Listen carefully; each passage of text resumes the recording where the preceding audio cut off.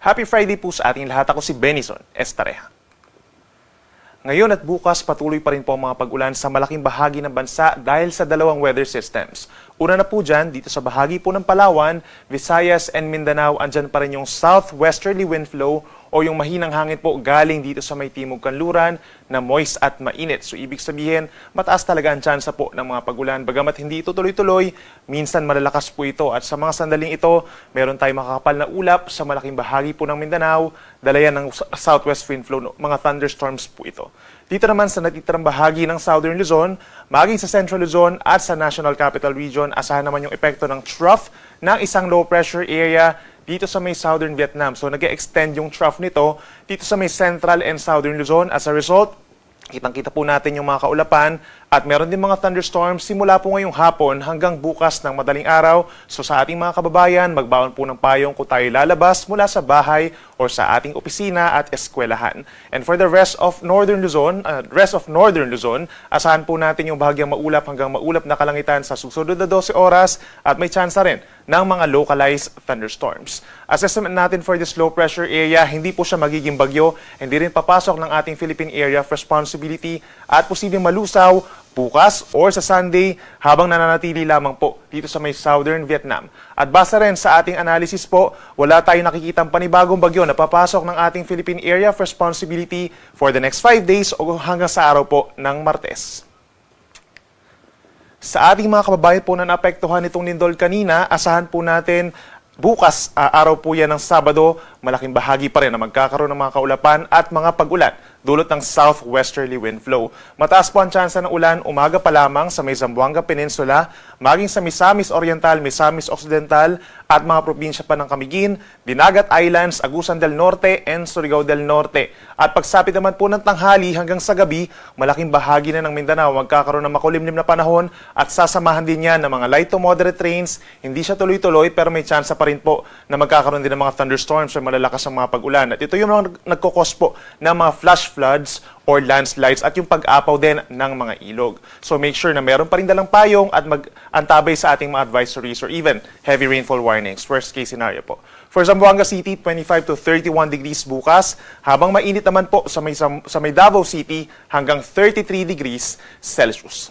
Sa ating mga kababayan at mamamasyal po dito sa Palawan at malaking bahagi ng Visayas, by tomorrow, mataas pa rin ang tsansa ng mga pag-ulan. Umaga pa lamang, makulimlim na ang panahon, lalo na sa Palawan at sa may Panay and Negros Islands, asahan po yung makulimlim na panahon, nasasama ng kalat-kalat na ulan and thunderstorms. Mas marami lugar sa Visayas ang magkakaroon ng mga light to moderate with at times heavy rains simula sa tanghali hanggang sa gabi. So magbaon din po ng payong or kapote. Dito sa may Palawan, posibleng temperatura hanggang 30 degrees, habang sa may Metro Cebu naman mula 25 hanggang 31 degrees Celsius. At sa ating mga kababayan sa natitirang bahagi ng Luzon, yung trough ng low pressure area dun sa may Southern Vietnam ang magdadala ng pag-ulan. Dito sa natitirang bahagi ng Mimaropa, maging sa may Bicol Region, Calabarzon, Metro Manila, hanggang sa mga probinsya ng Zambales and Bataan. So by tomorrow morning po, mas madalas ang makulimlim na panahon. May chance na nagpapakita naman ng haring araw. Then pagsapit ng tanghali hanggang sa gabi, mas madalas na muli ang makulimlim na panahon na sasamahan ng mga light to moderate with the times heavy rains. Again, kapag meron tayong mga thunderstorms, so mag-ingat pa rin sa banta ng mga flash floods or landslides. Habang dito naman sa natitirang bahagi ng Central Luzon plus most of Northern Luzon, partly cloudy to cloudy skies, may chance ng makulimlim na panahon sa may Aurora, Isabela and Cagayan. Habang pagsapit ng hapon hanggang gabi, dyan mataas ang chance ng mga pagkidlat pagkulog na usually nagtatagal ng 1 hanggang 2 oras.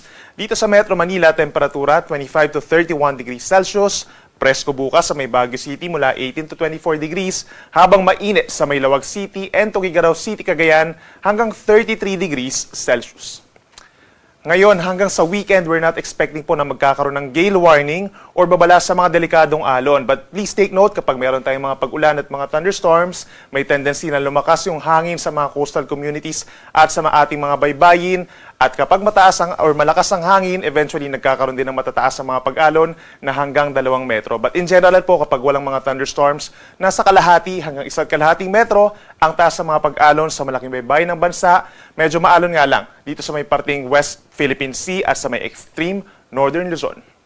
At para naman sa ating 3-day weather outlook, asahan pa rin Ang pagbuti naman ng panahon, pagsapit po ng Sunday and Monday sa malaking bahagi ng Luzon. So kung nagkaroon ng mga pag-ulan itong mga nagdaang araw, aasahan na mababawasan yung ating mga pag-ulan sa Sunday and sa Monday. Partly cloudy to cloudy skies, mas madalas na maaraw sa umaga. Pagsapit ng hapon, minsan kumukulimlim ang panahon, nasasamahan pa rin po ng mga pulupulong pag-ulan o pagkidlat pagkulog, lalo na sa may Palawan, Occidental Mindoro, and some areas of Bicol Region, Quezon, and Aurora. Then pagsapit po ng Tuesday sa paglakas ng easterlies o yung hangin po na nanggagaling dito sa may silangan, aasahan po natin yung mataas sa tsansa ng ulan dito sa may eastern sides. Mainland Cagayan, Isabela, down to Aurora, Quezon and Bicol Region, makulimlim for most of the day, araw po yan ng Martes, at sasamahan pa rin yan ng mga kalat-kalat na ulan at mga thunderstorms, lalo na sa mga bulubundukin na lugar, so mag-ingat pa rin sa banta ng baha at pagguho ng lupa. Habang sa Martes, for the rest of Luzon, partly cloudy to cloudy skies, may kainitan sa tanghali at may tsansa pa rin po ng mga saglit na ulan. Sa ating mga kababayan po sa Visayas, asahan din ang pagbuti ng panahon pagsapit po ng Sunday and Monday. Actually, all the way hanggang sa Tuesday, except sa may Eastern Visayas, mataas po ang tsansa ng ulan pagsapit po ng Martes. But for the next 3 days, for most of Visayas, partly cloudy to cloudy skies din, may kainitan pagsapit na ng tanghali at sa dakong hapon hanggang sa gabi, andyan pa rin ang mga pulupulong mga paulan or pagkidlat pagkulog. So make sure na meron dalang payong or pananggalang sa ulan kung lalabas po ng bahay. At sa ating mga kababayan po sa Mindanao, patuloy din ang fair weather conditions. Pagsapit po ng Sunday hanggang Tuesday, so malaking tulong to sa ating mga kababayan po na naapektuhan itong nagdaang lindol. Asahan lamang pagsapit ng hapon hanggang gabi, nagkakaroon talaga ng mga pulupulong mga pag-ulan or pagkidlat pagkulog. So mag-ingat pa rin sa banta ng mga biglaang pagbaha or pagguho ng lupa, lalo na yung nagkaroon ng pag-shake po ng ating mga ground at posible nga ito mag-cause na biglaang landslides or mudslides. Temperatura natin, please take note, pagsapit na tanghali, may ilang lugar posible umakyat sa hanggang 34 degrees, lalo na dito sa may Davao Region and Cotabato City. Ang ating sunset ay mamayang 5:39 ng hapon at ang sunrise bukas 5:47 ng umaga. Yan muna ang latest mula dito sa Weather Forecasting Center ng Pag-asa. Hangat po namin sa DOST Pag-asa ang kaligtasan ng ating mga kababayan na naapektuhan itong nagdaang lindol sa Visayas and Mindanao. Muli po ako si Benison Estareja. Mag-ingat po tayo and happy weekend.